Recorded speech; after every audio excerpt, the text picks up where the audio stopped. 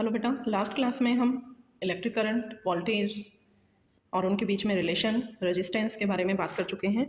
अब है resistance in series कि जब हमारे पास मोर देन वन रेजिस्टेंस होते हैं सर्किट के अंदर तो हमें उन्हें कैसे कनेक्ट करना चाहिए। तो टू पॉसिबल अरेंजमेंट्स होते हैं, one in the series, second in the parallel.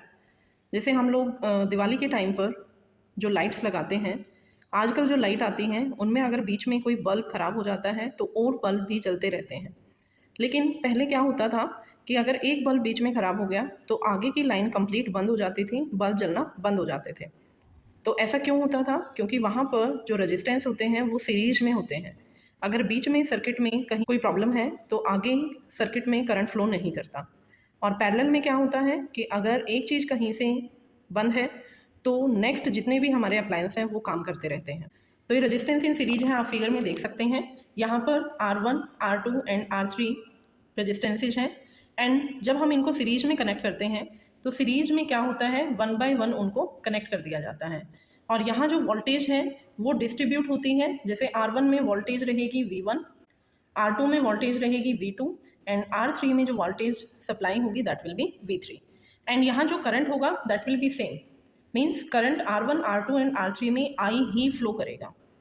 तो वोल्टेज डिस्ट्रीब्यूट हो रही है, तो यहाँ से जो टोटल वोल्टेज आएगी V, that will B V1 plus V2 plus V3। And जो R है, रेजिस्टेंस है total R1 plus R2 plus R3। S लिखा हुआ है, S मीन्स सीरीज में कॉम्बिनेशन।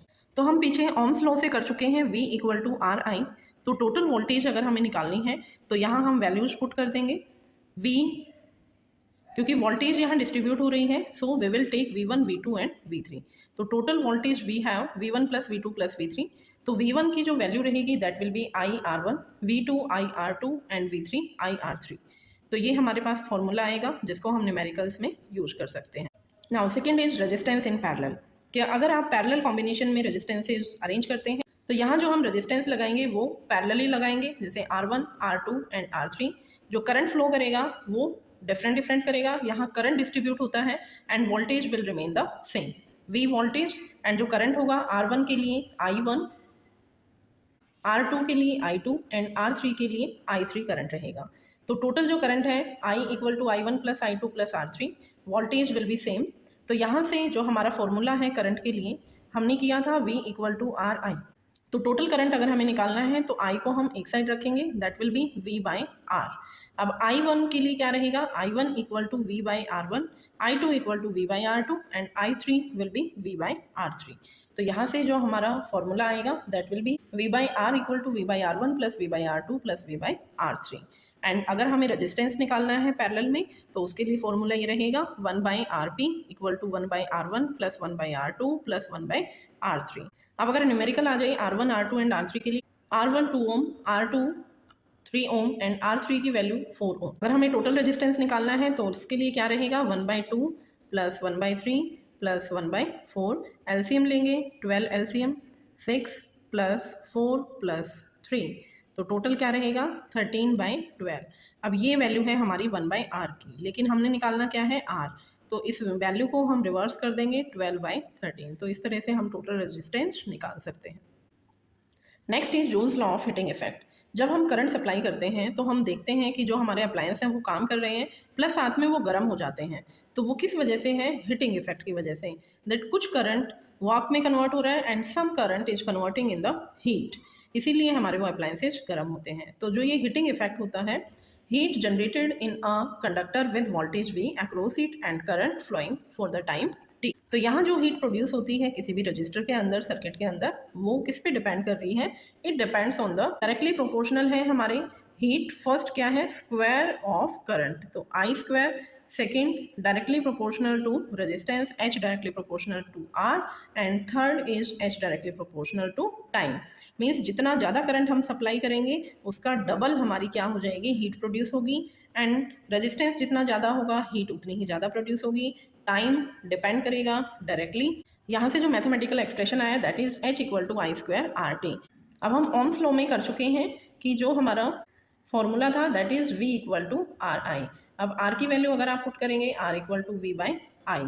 अब इस वैल्यू को हम यहाँ इस रिलेशन में पुट करते हैं, H equal to I square RT तो आई की जगह हम क्या पुट कर देंगे, V बाई आई, आई से आई कैंसिल, तो फॉर्मूला क्या रहेगा, H इक्वल टू VIT।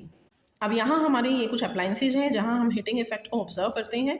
तो it is used in the electrical appliances like electric heater, electric iron, electric room heater and immersion heaters होते हैं जो इलेक्ट्रिक केटल्स के अंदर हैं।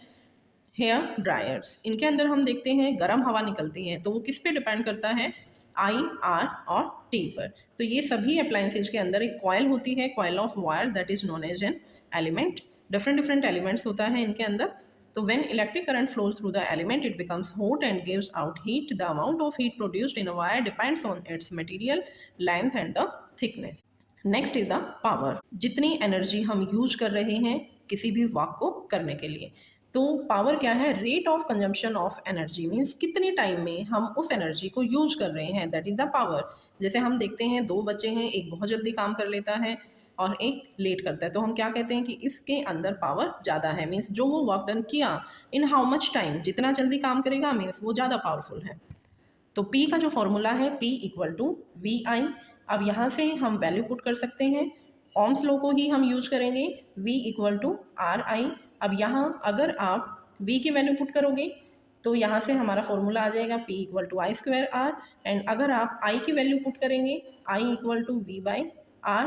और अगर इसको आप फॉर्मूले में पुट करते हैं P इक्वल टू VI में, तो P equal to V multiply I की वैल्यू पुट करेंगे V बाई आर, तो यहाँ से हो जाएगा V by R, V square by are.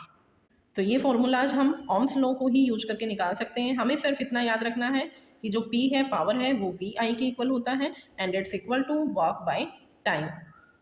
SI unit power की है watt, 1 volt equal to 1 volt into 1 ampere. And जो कमर्शियल यूनिट होती है, जब कमर्शियल स्केल पर, लार्ज स्केल पर हम पावर को यूज करते हैं तो वहाँ हम वाट यूज ना करके वहाँ किलोवाट आर यूज करते हैं। जो किलोवाट आर होता है 1, that is equal to 3.6 multiply 10 की पावर 6। अब 1 किलोवाट आर 3.6 इंटू 10 की पावर 6 जूल के कैसे इक्वल आया, 1 kilowatt hour equal to 1000 watt hour. Kilo की वैल्यू पुट की हमने एंड आर की वैल्यू हम यहाँ से पुट कर देंगे, जो 1 आर है वो 3600 सेकेंड के इक्वल है। तो जब हम इनकी वैल्यूज पुट करते हैं it will become equal to 3.6 multiply 10 की पावर 6। अब जो हम इलेक्ट्रिसिटी यूज करते हैं वाट्स के अंदर हम देखते हैं, तो अगर हमें कॉस्ट निकालनी है, जैसे हमारे घर में बिजली का बिल आता है तो वहाँ से हम देखते हैं कितनी यूनिट हमने कंज्यूम की एंड जितनी भी यूनिट्स हम कंज्यूम करते हैं, जितनी एनर्जी हम कंज्यूम करते हैं, उसको उसकी कॉस्ट से मल्टीप्लाई कर देते हैं। तो cost of electricity consumed is equal to cost of electricity पर kilowatt hour multiply energy consumed. अब ये हमारे सीरीज एंड पैरेलल कॉम्बिनेशन के क्वेश्चंस आ जाते हैं। जैसे फर्स्ट है 3 resistors of 3 ohm each are connected to a battery of 3 volt as shown in figure, calculate the current drawn. अब यहाँ हम रजिस्टर्स देखेंगे, R1 एंड R2 सीरीज में है एंड जो R3 है वो पैरेलल में है।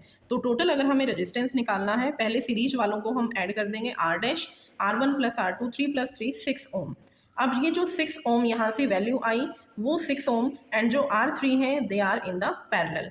एंड अब पैरेलल वाला हम फॉर्मूला लगाएंगे 1 by R equal to 1 by R dash, जो 6 वैल्यू आई है, प्लस 1 बाई R3। तो यहाँ से 1 बाई आर आएगा 1 बाई 6 प्लस 1 बाई 3। एलसीएम लेंगे हम, 6 एलसीएम, 6 1 जा 3 2 जा, टोटल हमारी वैल्यू 3 बाई 6, कट करेंगे 1 बाई 2। तो ये वैल्यू है हमारी 1 बाई आर की। अब आर अगर वैल्यू हमने निकालनी है तो आर को हम रिवर्स कर देंगे 1 बाई 2 को, तो वैल्यू आएगी हमारे पास 2 ओम। तो टोटल जो रेजिस्टेंस है दैट इज 2 ओम। अब यहाँ से वोल्टेज दी हुई है 3 वोल्ट और हमें निकालना क्या है, करंट। तो करंट के लिए फॉर्मूला हमने किया था V equal to R I, I निकालना है तो I equal to V by R. तो ये वैल्यू हम पुट कर देंगे, we will get the answer. Next question है, a bulb is rated 40 watt and 220 volt. तो P दिया हुआ है, V दी हुई है, तो फाइंड द करंट। करंट की वैल्यू हम निकालेंगे। When it is connected to a 220 watt supply, find its resistance। तो पहले हम करंट निकालेंगे, P इक्वल टू वी आई है, I निकालना है हमने, तो I will be P by V। 40 by 220, तो यहाँ से हमारी वैल्यू आ जाएगी 2 बाई 11 एम्पियर। अब 2 बाई 11 एम्पियर करंट आ गया है, वोल्टेज दी हुई है यहाँ से 220 वोल्ट। तो फॉर्मूला लगा देंगे, V equal to R I से हम फॉर्मूला निकाल लेंगे, R equal to V by I. तो ये वैल्यूज हम यहाँ पुट कर देंगे, 220 divided by 2 by 11, we will get 1210 ohm. तो ये था हमारा इलेक्ट्रिसिटी चैप्टर। बहुत सिंपल न्यूमेरिकल्स आते हैं। आई होप आप कर लेंगे। Thank you. Bye bye.